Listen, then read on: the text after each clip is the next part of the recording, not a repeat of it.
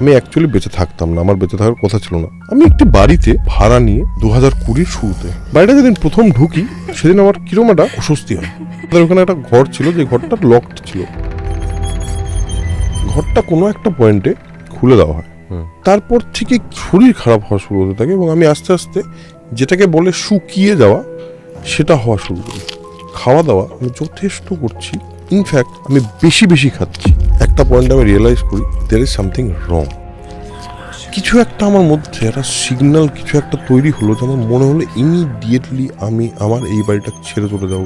প্রথম কথা, এই যে থ্রু আউট দিস টাইম কোভিডের লকডাউনের সময় আমি প্রচুর স্ক্রিপ্ট লেখার চেষ্টা করেছি, কিচ্ছু করতে পারিনি। এবার ওই বাড়িটার কথা ছেড়ে এসেছি।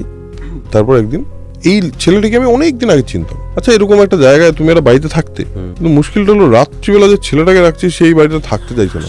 এই বাড়িটায় কি কিছু প্রবলেম আছে এটা জিজ্ঞেস করেছি। শরীর খারাপ করে দেয়, ইকোনমিক্যাল লস করে দেয়, ড্যামেজ করে দেয়। খুব ভাগ্যবান মনে করি নিজেকে, বেঁচে গেছে যে একটা পয়েন্টে আমি নিজেটা রিয়েলাইজ করেছি যে আমার থেকে কিছুটা শুষে নেওয়ার চেষ্টা করছি জীবনী শক্তিটা।